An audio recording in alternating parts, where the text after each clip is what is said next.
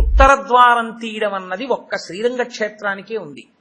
అసలు నిజానికి మిగిలిన క్షేత్రాల్లో ఉత్తర ద్వారాలు తీయడాలనే మాటలు లేవు.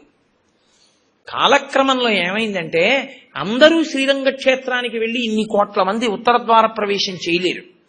కాబట్టి కొంతలో కొంత ఎక్కడ ఉన్న విష్ణు క్షేత్రాన్ని అక్కడే శ్రీరంగ క్షేత్రంగా భావన చేసి రంగనాథుణ్ణి స్మరిస్తూ ఉత్తర ద్వారంలోంచి వెడతారు. ఉత్తర ద్వారంలోంచి ఆ రోజున శ్రీ మహావిష్ణువు ఏమీ చెయ్యలేనివాడు, అన్ని విధాల ఇంకా అసలు నేను ఈశ్వర ఏమీ చెయ్యలేను, నువ్వే నాకు ఆధారం, నువ్వే నన్ను తీసుకుపో అన్నవాణ్ణి ఉత్తర ద్వారం తెరిచి తనతో తీసుకుపోతాడు. ఉత్తర ద్వారం తీస్తే మీరు ఎటువైపు కడతారు? ఉత్తరానికి కడతారు కదండి. ఉత్తర ద్వారం ఎందుకు తీయడం? దక్షిణ ద్వారం తీయకూడదా, తూర్పు ద్వారం తీయకూడదా? తూర్పు మంచిది కదా, మరి ఉత్తర ద్వారం ఎందుకు? మీరు యథార్థాన్ని గమనిస్తే ఉత్తరాన ఏముంటుందో తెలుసా అండి? హిమాలయాలు ఉంటాయి, ఉత్తరాన కైలాసం ఉంటుంది, ఉత్తరాన మృత్యుంజయుడు పరమేశ్వరుడు ఉంటాడు. ఉత్తర దిక్కుకి ప్రయాణం చెయ్యడం అంటే దక్షిణ దిక్కుకి ప్రయాణం ఆగిపోవాలి. దక్షిణ దిక్కుకి ఏదెడుతుందంటే శ్మశానం ఉంటుంది దక్షిణ దిక్కున. ఎన్ని కోట్ల జన్మలెత్తినా ఆఖరికి శరీరం వెళ్ళిపోయేది అక్కడికి.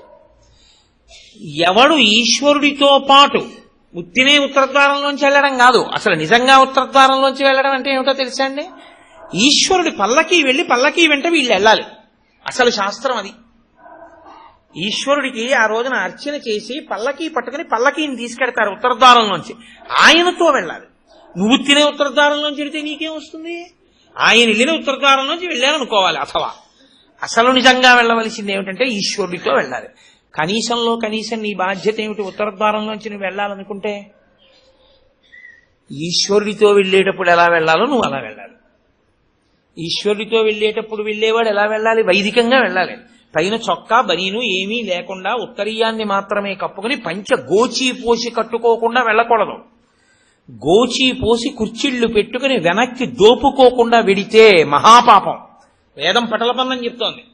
కాబట్టి కుర్చీళ్లు పెట్టి గోచీ పోసి వెనక దోపి అన్నీ విప్పి ఉత్తరీయం వేసుకుని ఎవరి సంప్రదాయానుసారం వారు తిలకధారణ చెయ్యాలి.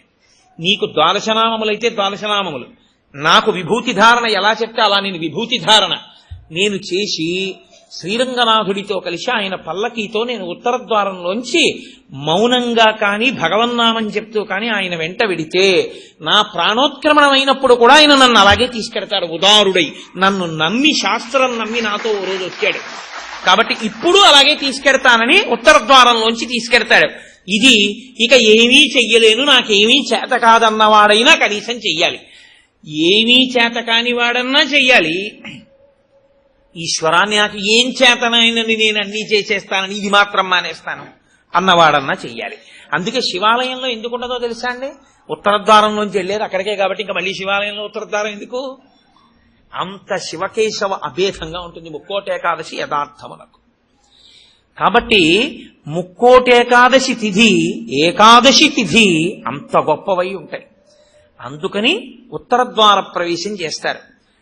అటువంటి ముక్కోటేకాదశి తిథి నాడు మీరు భగవత్ సంబంధంగా ఏది చేసినా కూడా దేశకాలాదులను అనుసరించి కోట్ల రెట్లలో ఈశ్వరుడు దాని ఫలితాన్ని ఏర్పాటు చేసేస్తాడు. మీరు రామచంద్రమూర్తిని నించోపెట్టి పంచామృతాలతో అభిషేకం చేశారనుకోండి, 3 కోట్ల పర్యాయములు అభిషేకం చేసిన తరువాత ఆ మూర్తి ఎంత తేజస్సుతో నిలబడుతుందో అంత తేజస్సుతో నిలబడిపోతుంది అక్కడ. ఇప్పుడు ఆ వంశానికి ఆ దేవాలయానికి ఎంత శక్తి వచ్చేసిందో మీరు ఆలోచించండి. మీరు ఒక తులసిదళం పట్టుకొచ్చి శ్రీ మహావిష్ణువుకి ఇచ్చారనుకోండి, మీరు 3 కోట్ల తులసిదళాలు పట్టుకొస్తే ఏ ఫలితమో ఆ ఫలితం ఇస్తారు. 3 కోట్ల ఏకాదశుల్లో 3 కోట్ల తులసిదళాలు పట్టుకొచ్చి ఇచ్చిన ఫలితం. మీరు రేపొక్కసారి శ్రీరామ రామ రామేతి రమే రామే మనోరమే అన్నారనుకోండి, 3 కోట్ల పర్యాయములు విష్ణు సహస్రాన్ని పారాయణ చేసిన ఫలితం వేస్తారు. రేపు అన్ని 3 కోట్ల మీద వేస్తారు. రేపు మీరేమీ చేయలేదనుకోండి, 3 కోట్ల పాపాలు చేసిన ఫలితం వేస్తారు. మరి అంతే కదండి. 100 మంది పరీక్ష కడితే 30 మంది పాస్ అయ్యారని నేనంటే 70 మంది ఏమైనట్టు? ఫెయిల్ అయినట్టేగా. మరి ఏమీ చెయ్యని వాడు ఏమైనట్టు? పాపాన్ని పొందినట్టు కాదా 3 కోట్ల పాపాలని? కాబట్టి ఉత్తర ద్వార దర్శనము చెయ్యాలి, ఉపవాసము చెయ్యాలి. ఇందులో ఎవరెవరు ఏ మినహాయింపులో కెడతారో మినహాయింపును అనుభవించినా తాను చెయ్యగలిగింది చెయ్యాలి. నేను ఏమీ చెయ్యలేని వాడిని అనడానికి మాత్రం నీకేమీ లేదు. నువ్వు అసలు కదలలేని వాడి అయితే ఇంట్లో కూర్చుని గోవిందనామైనా చెప్పాలి. కాబట్టి రేపొక్క రోజు ఉదయం నుంచి కనీసం రాత్రి నిద్రపోయే వరకు జాగరణ చేయకపోయినా నిద్రపోయే వరకు భగవన్నామమునందు మాత్రమే నిబద్ధుడయ్యుంటే అంతకన్నా భాగ్యమే ఉంటుంది. హరిప్రసాద్ గారి ద్వారా ఏ రామాయణాన్ని ఇక్కడ చెప్పించాడో రామచంద్రమూర్తి, ఆ రామచంద్రమూర్తే ఇక్కడ ఒక గొప్ప కార్యాన్ని రేపు చేయిస్తున్నాడు.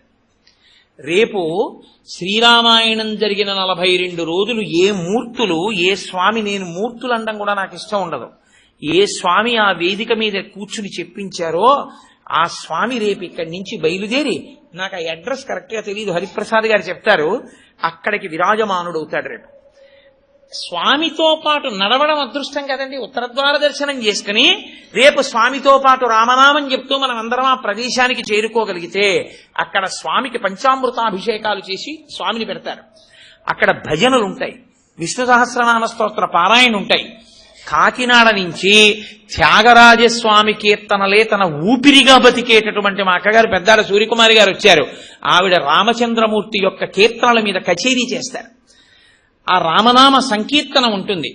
హాయిగా మీరు అంతగా మన శరీరాలు అలవాటు పడిపోయాయి కాబట్టి పడిపోతుందేమో అనుకుంటే, నేను అనుకుంటున్నాను ఆయన పెట్టడానికి సిద్ధాస్తుడు కాబట్టి ప్రసాదం కూడా కొంచెం సాత్వికంగా ఉంటుంది అని, కాబట్టి కొద్దిగా సాత్విక ప్రసాదం ఉంటుంది.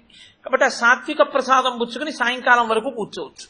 చక్కగా రామనామం చెప్తూ 1 గంట రామనామం రాస్తూ. అంతకన్నా భాగ్యమే ఉందండి. ముక్కోటే కాల్చినాడు, రేపు పుస్తకాలు ఇప్పించండి అయ్యా మాకు.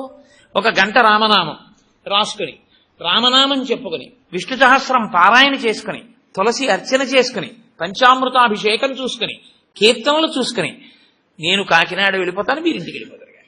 ముక్కోటి ఏకాదశి ఏ రామచంద్రమూర్తి దగ్గర కూర్చొని మనం రామాయణం విన్నామో ఆ రామచంద్రమూర్తే గుంటూరులో ఉన్న వాళ్ళందరికీ ముక్కోటి ఏకాదశి నాడు కూడా అద్భుత ఫలితాన్ని ఇప్పిస్తారని సంకల్పం చేశాడు.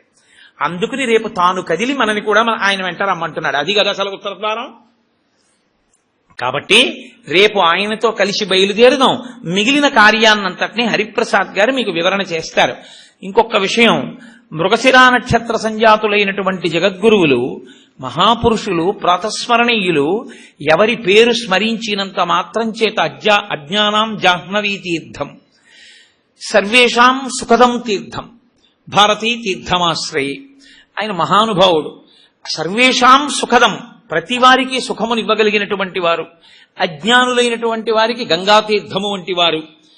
అటువంటి భారతీ తీర్థస్వామి వారు శృంగగిరి పీఠానికి పీఠాధిపత్యంలో ఉన్నారు. ఇప్పుడు వారి నక్షత్రం ఉన్న రోజుల్లో అన్ని చోట్ల కూడా గురుపాదుకా పూజ జరుగుతోంది.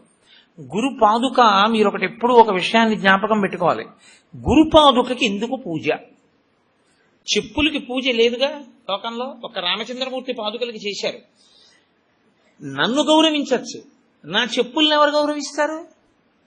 కోటేశ్వరారు, మీరు కట్టి విప్పిన పంచి ఇవ్వండి అని అడిగిన వాళ్ళు ఉన్నారు నన్ను. మీరు వేసుకు విప్పిన చెప్పులు ఇవ్వండి అని నన్ను ఎవరు అడగకూడదు కూడా. నేను అంత గొప్పవాడిని నేను కాను. కానీ గురుపాదుకలను ఇస్తారు. ఎందుకో తెలుసా అండి? గురువుగారు నిలబడిన కారణం చేత గురువుగారి యొక్క శక్తి అంతా పాదములలోని నాడీ మండలంలో ఉంటుంది. కొయ్య ఉపాసనా బలాన్ని పుచ్చుకుంటుంది. పుచ్చుకుని ఇబ్బంది లేకుండా సాధకుడిని కాపాడుతుంది. అందుకే కొయ్యపీట మీద కూర్చుంటారు. కొయ్య పాదుకలు వేసుకుని జగద్గురువులు తిరుగుతారు. వారి పాదములలో ఏ అనుగ్రహ శక్తిని పొంది ఉంటాయో ఆ అనుగ్రహ శక్తి ఆ కొయ్య పాదుకలలోకి కూడా దిగుతుంది. పాదుకలకి పూజ ఒకటి, పాదములకు పూజ ఒకటి కాదు. పాదుకా పూజయే పాద పూజ. పాద పూజ కన్నా పాదుకా పూజ గొప్పది. ఎందుకో తెలుసా అండి? పాదాలకి పూజ చేయడంలో కనీసం నీ అహంకారం అడ్డు రాకుండా ఉంటుంది. ఆయన మహాత్ముడు రావు, ఒకసారి నమస్కారం పెడదా ఉంటావు. ఆయన వేసుకు విప్పిన పాదుకలు రా అని నమస్కారం పెట్టాలంటే నువ్వు బాగా అహంకార పరిత్యాగం చేసి ఉండాలి.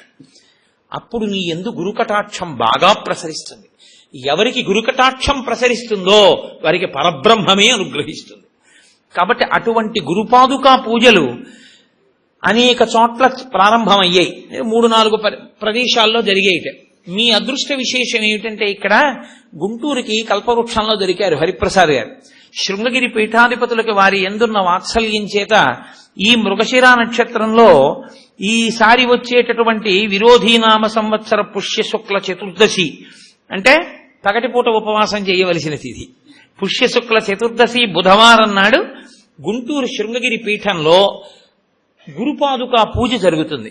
కాబట్టి ఆ వేళలో వారు చెప్తారు, మీ అందరూ చక్కగా గురుపాదుకా పూజలో కూడా పాల్గొని తత్సంబంధమైనటువంటి ప్రసాదమును పొంది గురువుగారి యొక్క అనుగ్రహమును సంపూర్ణముగా పొందెదరుగాక అని మీకు నేను ఈ విషయాన్ని కూడా విజ్ఞాపన చేస్తూ ఇతర వివరములను మాన్య శ్రీ హరిప్రసాద్ గారు వివరిస్తారు. ఇక్కడతో నా ఉపన్యాసాన్ని పూర్తి చేస్తూ మంగళాశాసనపరై మదాచార్య పురోగమై సర్వైశ్చ పూర్వైరాచార్యై తత్కృతాయాస్తు మంగళం. మంగళం కోసలేంద్రాయ మహనీయ గుణాత్మనే చక్రవర్తి తనూజాయ సర్వభౌమాయ మంగళం. ఉమాకాంతాయ కాంతాయ కామితార్థప్రదాయినే శ్రీగిరీశాయ దేవాయ మలినాథాయ మంగళం. కరచరణకృతం